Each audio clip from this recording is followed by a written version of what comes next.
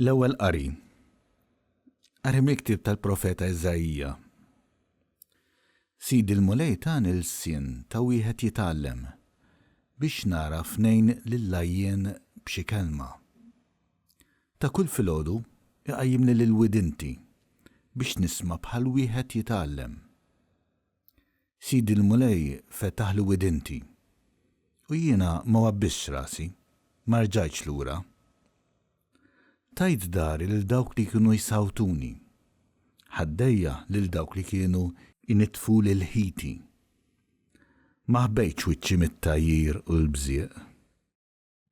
Sidi l-mulej jgħinni, għalhekk ma nitħawwadx, għalhekk għamilt wiċċi b'ħażniet, jien naf li ma jkollix imnix nistħi. Il-kelma tal-mulej. Salm responsorjali. Alla tiegħi, għaliex tlaqtni. Dawk kollha li jarawni jitħku bija, jgħajbuni, jaħarku rashom u jgħidu fidejn il-mulej intelaq, ħajjeħilsu hu, ħajsalvaħu la bih jitaxxaq. Alla tiegħi, għaliex tlaqtni. Abda klieb daru għalija, ġama nies ħażiena rassewni. Taqbuli jdejja u riġlejja, nista' nott għadmi kollu.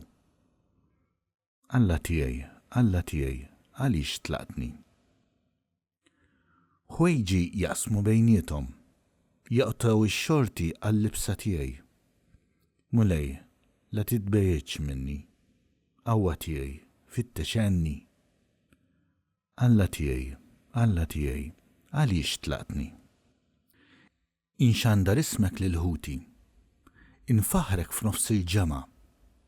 Faħru l-mulej intom li tibżgħu minnu. Sebħuh il-koll nisel Ġakob. Ibżgħu minnu l-koll u liet Iżrael. Alla tiegħi, għaliex tlaqtni.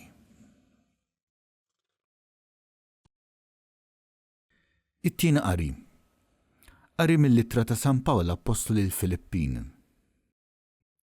Ġesu Kristu, li għad li kellu natura ta' Alla, ma għadx ifittex tiegħu li hu daqs Alla, iżda xejjen lilu nnifsu billi ħan natura tal-sir, sar jiġbaħ lill-bnedmin u der minn barra bħala bniedem. ċekken lilu nnifsu billi obda sal-mewt, anzi sal-mewt tas-salib. Għalhekk Alla ollih sa smewiet u żejnu bl-isem li hu fuq kull isem, biex fl-isem ta' Ġesu, fis-sema, fl-art u f'qiegħ l-art, il-ħlejjaq kollha jinżlu għarkub tiegħhom u kull il-sin jistqar Ġesu Kristu u l-mulej għall-glorja ta' Alla l-Missier. Il-kelma tal-mulej. L-Evanġelju. Il-passjoni ta' Sidna Ġesu Kristu skont San Mark. Kien għadbaqa' jumejn għall-Għid u għall-għażmi u l-qassisin il-kbar u l-kittiba bdew ifittxu kif jaqbdu lil Ġesu bil-qerq ta' moħħhom u jagħtuh il-mewt. Għax bdew jgħidu: Mhux fil-festa li ma tqumx xirowix ta' fil-poplu. Ġesu kien qiegħed jiekol anċmun il-lebrus f'Betanja. Daħlet mara b'vażett ta' alabastru biż-żejt fuq u ta' nard pur jiswa ħafna. Kisret on il-vażett u ferret iż-żejt fuq ras Ġesu. U kien hemm xi wħud li bdew jitmaħsnu bejniethom u jgħidu: Dal-ħala kollu ta' fwieħa għalfej. Dil-fwieħa setet iġġib aktar minn 300 dinar u jingħataw lill-foqra. U bdew jieħduha magħha. Imma Ġesu qal: Ħalluha, għala qegħdin iddejquha. Ħaġa tajba għamlet miegħi. Il-foqra ssibuhom dejjem magħkom u tistgħu tgħinuhom kull meta tridu. Imma lili mhux dejjem se ssibuni magħkom. Hija għamlet li setet. Dirkit li ġismi bil-fwieħa għaddifna minn qabel. Tassew ngħidilkom li kull fejn jixxandar l-Evanġelju fid-dinja kollha li għamlet id-din jingħat ukoll b'tifkira tagħha. Imbagħad Ġuda l-Iskarjota, wieħed mit-tnax, mar għand il-qassisin il-kbar biex jagħtihom lil Ġesu f'idejhom. Għal din l-aħbar ferħu ħafna u għeduh li jagħtuh xi flus. U beda jfittex il-waqt tajjeb biex jagħtihom lil Ġesu f'idejhom. Fl-ewwel jum tal-għażmi, meta kienu jissagrifikaw il-ħaruf tal-għid, id-dixxipli tiegħu qalulu: Fejn tridna mmorru nħejju biex tiekol l-ikla tal-għid? Imbagħad hu bagħat tnejn mid-dixxipli tiegħu u qalilhom: Morru l-belt u tiltaqgħu ma' raġel ġor ġarra ilma. Morru warajh u għejdu lil sit id-dar ta' fejn tarawh dieħel. Għallek li mgħallem, fejn il-kamra tiegħi li fiha nista' niekol l-ikla tal-għid mad-dixxipli tiegħi. U jurikom kamra kbira fuq, mamra u lesta. Ħejjunna hemmhekk. U d-dixxipli marru u daħlu fil-belt u sabu kollox kif kien qalilhom hu. U ħejjew l-ikla tal-għid. Għal-ħin ta' filgħaxija, Ġesu ġie ma' 12 u kif kienu fuq il-mejda jieklu qal: Tassew ngħidilkom li wieħed minnkom se jitradini, wieħed li qiegħed jiekol miegħi. Huma bdew isewdu qalbhom u wieħed wara l-ieħor staqsewh. Jaqgħu jien? Qalilhom: Wieħed mit-12 li qiegħed ibil il-ħobs fi platt wieħed miegħi. Għax bin il-bniedem imur kif hemm miktub fuqu, imma ħażin għalih dak il-bniedem li permezz tiegħu bin il-bniedem ikun moti f'idejn l-edewwa. Kien ikun aħjar għalih dak il-bniedem li kieku ma twieled xejn. Huma jieklu, ħal ħobs f'idejh. Qal il-barka, qasmu, nowilulhom u qal: Ħudu, dan hu ġismi. Imbagħad ħal kalċi f'idejh, ratt il-ħajr u nowilulhom, u l-koll xorbu minnu. U qalilhom: Dan huwa demmi, id-dem tal-patt li jixxerret għal ħafna. Tassew ngħidilkom li ma nixrobx iżjed mill-frott tad-dilja sa dakinhar li nixrob imbi ġdid fis-saltna ta' Alla. Imbagħad kantaw is-salmi u ħarġu lejn l-għolja ta' żebbuġ. U Ġesu qalilhom: Il-koll se titħawdu għax hu miktub nidrob ir-raj u n-naċċ jitferxu. Imma wara li nqum mill-mewt, immur il-Galilija qabilkom. Qallu Pietru: Ukoll jekk jitfixkel kulħadd, jiena ma nitfixkelx. Qallu Ġesu: Tassew ngħidlek li llum dal-lejl stess, qabel ma s-serduq ikun id-dan darbtejn, int tkun ġaġġ ħadni 3 darbiet. Iżda Pietru tenna bil-qawwa kollha: Le, ma nixxdekx. Anqas jekk ikolli mmut miegħek. U l-oħrajn ukoll kollha qalu l-istess. Waslu f'qasam jismu Ġetsemani u qal lid-dixxipli tiegħu: Oqgħodu bil-qedawn sakemm nitlob. U ħamijaw lil Pietru, lil Ġakbu u lil Ġwanni u bdew jaħkmuh il-biża' u dwejjaq. Qalilhom: Inħossni mnikkja tal-mewt. Ibqgħu hawn u issru. Mexa kemm xejn il-qudiem, inxteħed fl-art u talab li jekk jista' jkun titwarrab minnu dik is-siegħa u qal: Abba, missier, kollox jista' jkun għalik.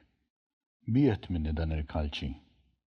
Iżda mhux li rrid jien, imma li trid int. Ġieħdejhom u sabhom reqdin u qal lil Pietru: Xmun, rieqed, ma flaħti sa siegħa waħda. Issru u tolbu biex ma tiħtlux fit-tiġrib.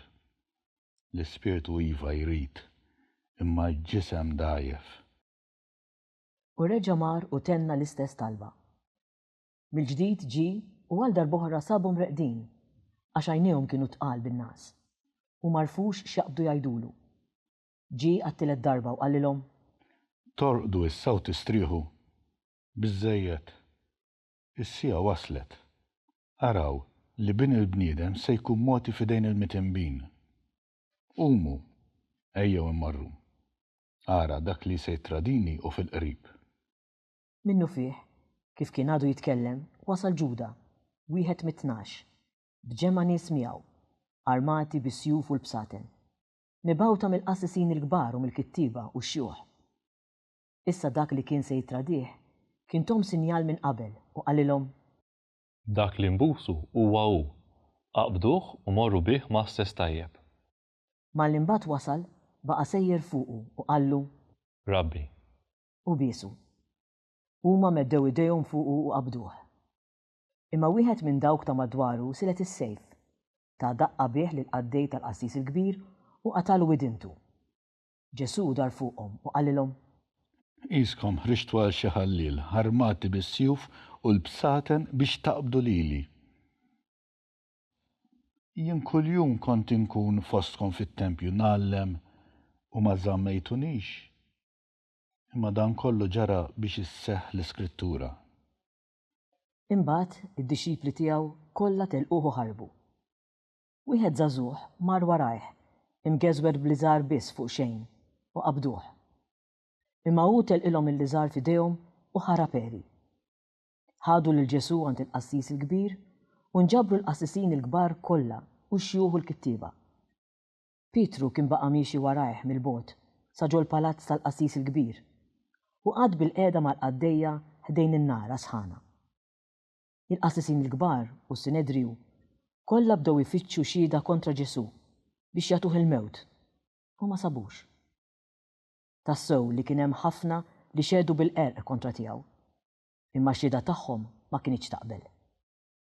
Imbagħad qamu xi wħud jagħtu x-xhieda qarrieqa kontra tiegħu u qalu Aħna smajnieh jgħid jien inħodd dan it-tempju mibni bl-idej u fi 3 ijiem nibni ieħor li ma jkunx mibni bl-idej.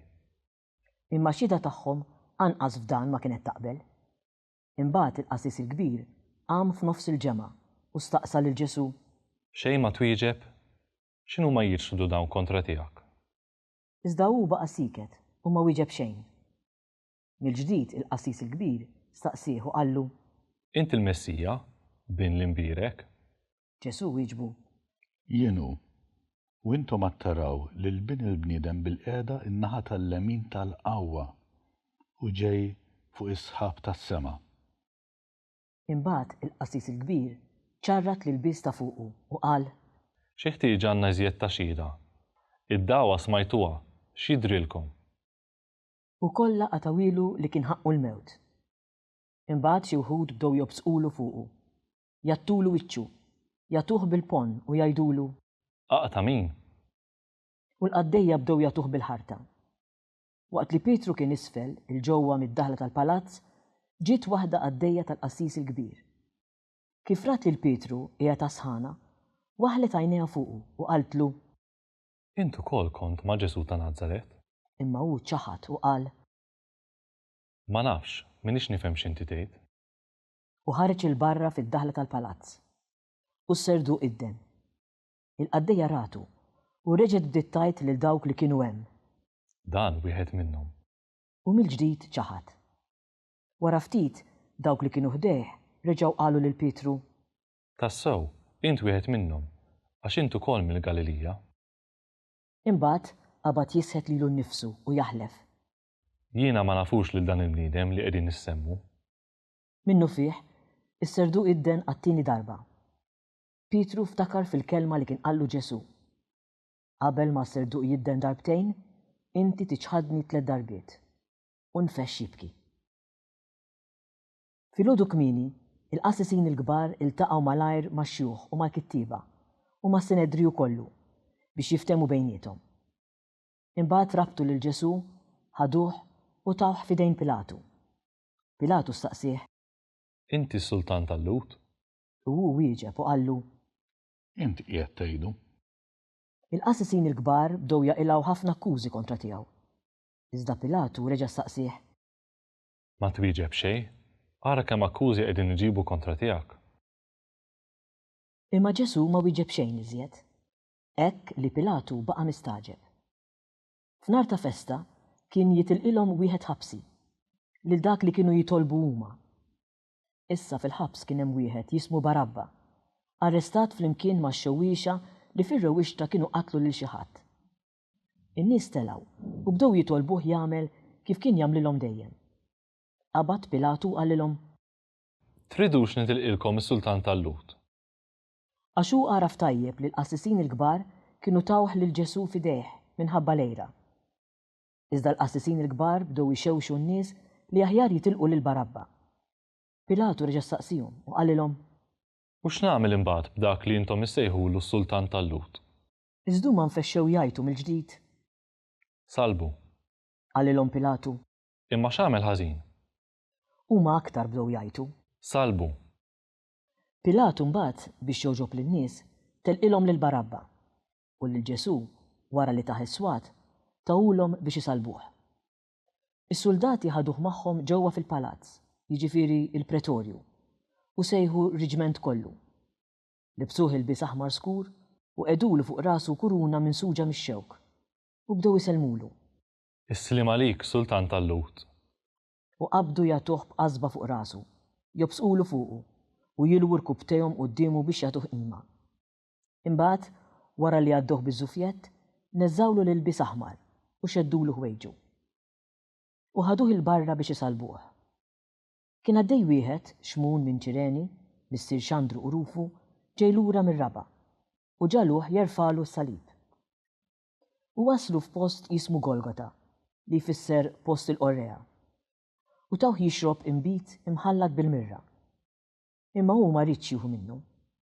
Imbagħad salbuh u qasmu ħwejġu bejniethom billi tellawhom bix-xorti ħalli kull wieħed jieħu li jmissu. Kienet it-tielet siegħa x'jinsalbuh. Il-kidba li turi l-ħtija tal-kundanna tiegħu kienet tajt hekk: is-Sultan tal-Lut. Miegħu salbu wkoll żewġ ħallelin, wieħed fuq il-lemin u l-ieħor fuq ix-xelluk.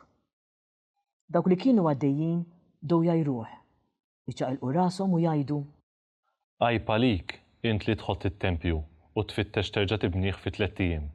Inżel minn fuq is-salib u salva lilek innifsek.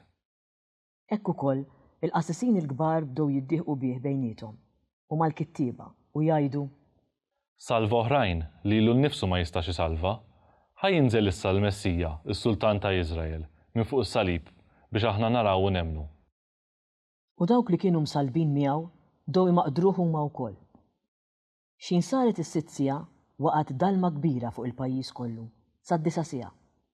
U fid-9 siegħa Ġesu għajjat bleħen qawwi: Eloi, Eloi, lema sabaqtani. Li jfisser: Alla tiegħi, għaliex tlaqtni. Xi wħud minn dawk li kienu hemm kif semgħuh qalu: Ara, qiegħed isejjaħ lil Elija. U mar wieħed jiġri xappa b'sponża bl-inbit qares. Waħħalha f'tarf ta' qasba u taħ jixrob filwaqt li qal: Stennew ħanaraw jiġi x'Elija iniżlu. Imma Ġesu għajja tajta kbira u rat ruħu.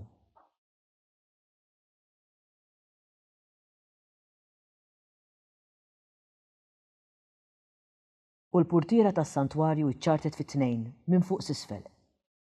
Iċ-ċenturjun li kien wieqaf biswitu meta raħ jgħajjat u jmut hekk qal: Dan il-bniedem kien tassew binala. Kien hemm ukoll xi nisa jħarsu mill-bogħod, fosthom Marija ta' Magdala, Marija om Ġakbu żgħir u Ġosè u Salomi. Dawn meta Ġesu kien fil-Galilija kienu jmorru miegħu u jaqduh. U kien hemm ukoll bost oħrajn li kienu telgħu Ġerusalemm miegħu. Kien ġa sar fil-għaxija u billi kien jum it-tħejjija, jiġifieri lejlet is-Sibt, Ġuseppi minn Arimatija, membru magħruf tal-Kunsill, li hu wkoll kien jistenna s-Salt Alla, għamel il-ħila, daħal quddiem Pilatu u talbu il-ġisem ta' Ġesu. Pilatu staġeb li kien ġa miet. Bata ċ-ċenturjun u staqsih jekk kien xielu li miet. Meta mbagħad sar jaf mingħand iċ-ċenturjun, tal ġisem ta' Ġesu lil Ġuseppi. U dan xtara l-iżgħar tal-għażel, niżżel lil Ġesu mis-salib, kefnu fil-iżgħar u qiegħdu f'qabar imħaffer fil-blat. Imbagħad gerbeb ġebla fid-daħla tal-qabar. Marija ta' Magdala u Marija om Ġosè għadu jaraw fejn tqiegħed. Il-kelma tal-mulej.